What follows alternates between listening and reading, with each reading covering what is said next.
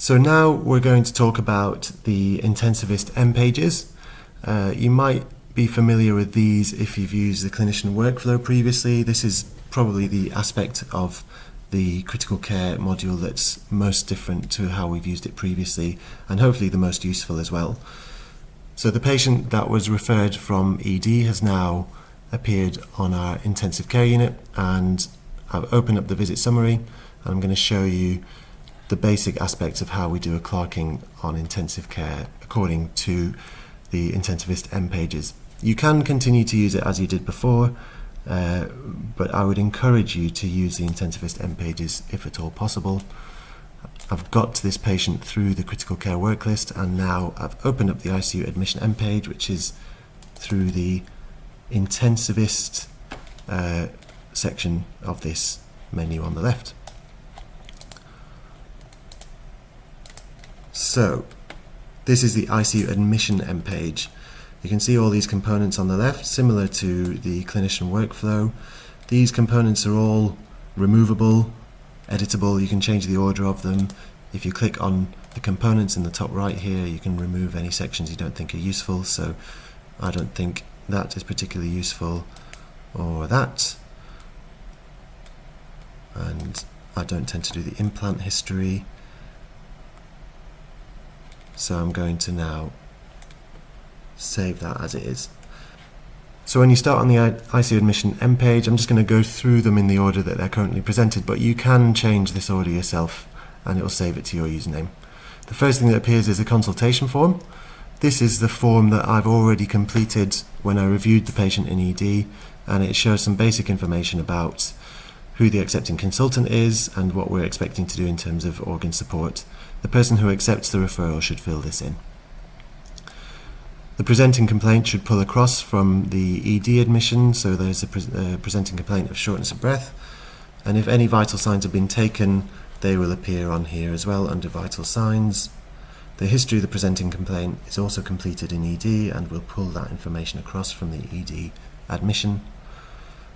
These are the home medications. These are the medications that the ED team has put in, but if there's more for you to put in, you can just click complete history, add, and then you can put in a glycerol trinitrate spray, for example.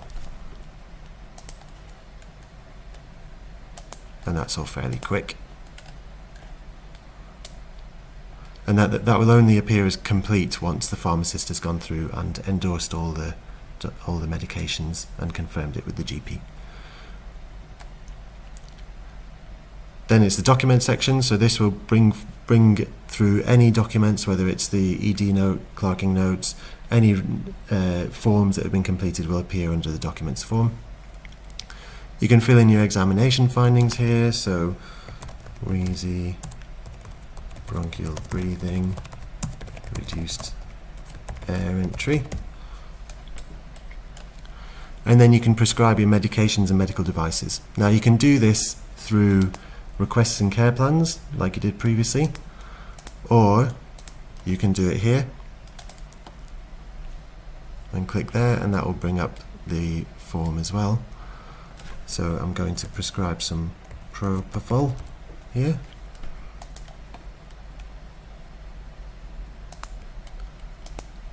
And if I put in 3 mg per kilogram and then sign that, so that propofol should now appear under the continuous infusions. Fluid balance will be documented here. You can also enter new entries here, so whereas I put propofol in there, I'll show you that you can also put in other medications through here. So if I click alfentanil, that will appear as an order for signature here, which I can sign through here as well.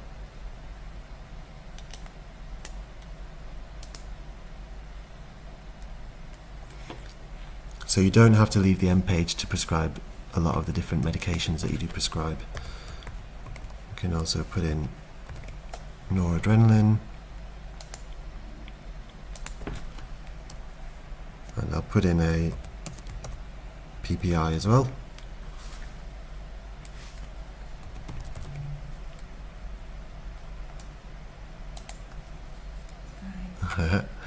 and these orders will appear in your inbox here, and again you can just click sign.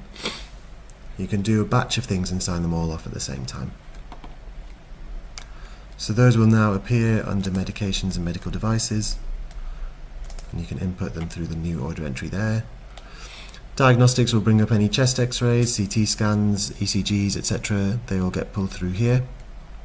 And then under histories you've got your past medical history, so you can put in any family history, you can put in the social history here. So if I, under past medical history, I've added in hypertension and ischemic heart disease already, but you can add in previous procedures as well.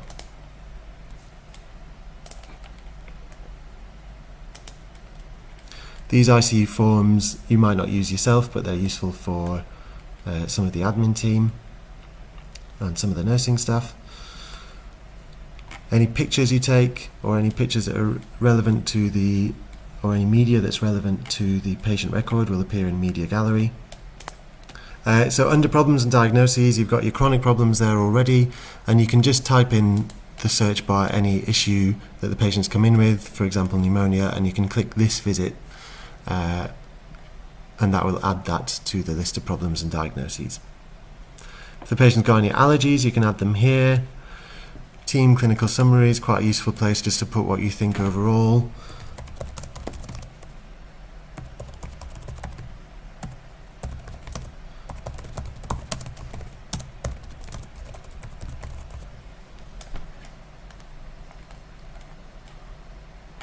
And you can save that note as well. And then plan and requested actions, so that's a list of the things that we've done so far already, and you can add in other actions. So for example,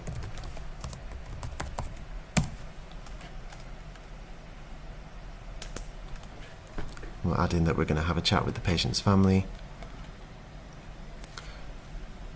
Lines, tubes and drains, so that won't be within the remit of this video, but you can add lines through this form as you would with any form, with any line, so whether it's an arterial line or a central line or an NG tube or an ET tube, you would put them in through the assessment's fluid balance.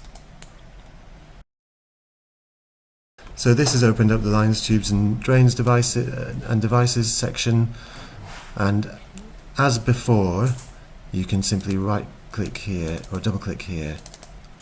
No. You can double click here and it will open this, and then you can insert your line and put in the information as you would have before. I'm going to go back to the Intensivist MPage now. You can click here to add in a line or a tube or a drain. Labs will pull through any blood tests that the patient's had, and then oxygen ventilation. This will pull through any ventilator settings, including the FiO2s, pressures and ventilator modes. And then if there's any anaesthetic records that are input through the anaesthesia module, they will get pulled through here. And then there's a bit of patient information which can be edited by you or by the nursing staff. And that will pull through pretty much all the information that you require for an ICU admission. And so once you're happy that you've put in all the information you need, you can click Critical Care Admission Notes, and it'll populate a single note containing all that information. You can remove any sections that you're not interested in, so I've not put anything there and I've not put anything there. And then once you're happy with the document, you can click Sign and Submit, and it'll create a clerking note. So that's your first MPage, which you would fill in on admission. Now, if you're doing a ward round the next day, for example, then you would want to click on ICU Manage.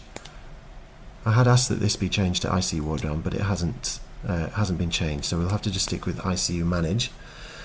And this will pull through any information that you've put in through the ICU admission, and you can update it as you go along. So it's pulled through the various medical problems that the patients had, pulled through their allergies, and on any given ward round day you can update information as you would normally and produce a document as you would normally. And if you wanted to change anything, such as adding in any new orders, you can go to New Order Entry and you can add in a new request. There's daily targets, There's information about the consultant leading the ward round as well, which you can put in here. And there's ICU forms, which, as I've said, is primarily for staff who will be inputting data and collecting data. So you'd use this ICU Manage form in exactly the same way that you would use the ICU Admission form. It has some information that's more relevant to ward rounds, such as the A to F bundle.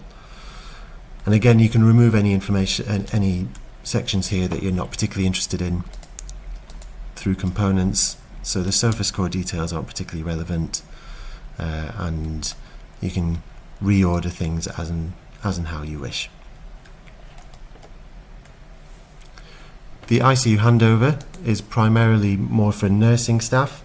This will pull through information that's more for nurses, but it's less relevant to the medical handover, and I'll talk to you about how we do the medical handover in the next video. So you can remove this. And then finally there's the ICU step down and transfer document. Now this is for when you've decided that a patient is for discharge or step down from the intensive care unit to a ward. This will produce an ICU discharge summary.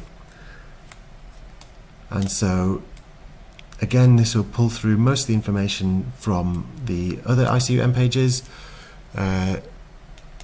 Some of this information will be filled in by the nursing staff.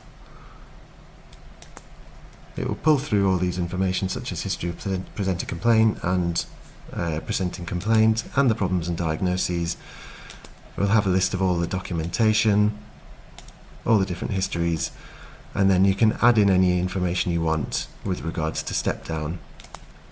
There's a checklist that will be performed by the nursing staff, so you just want to make sure that that's completed before the patient is transferred.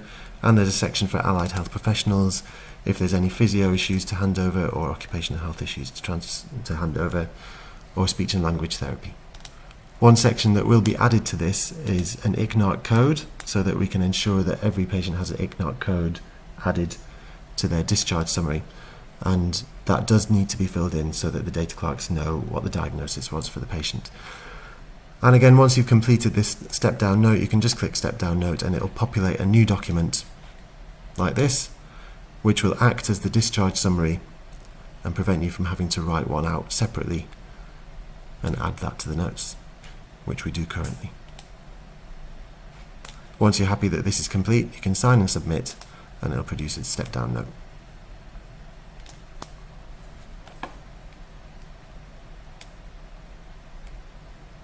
And so that's primarily how we're going to be using the ICU MPages, the ICU Admission, ICU Manage or Ward Round, and ICU Step Down and Transfer.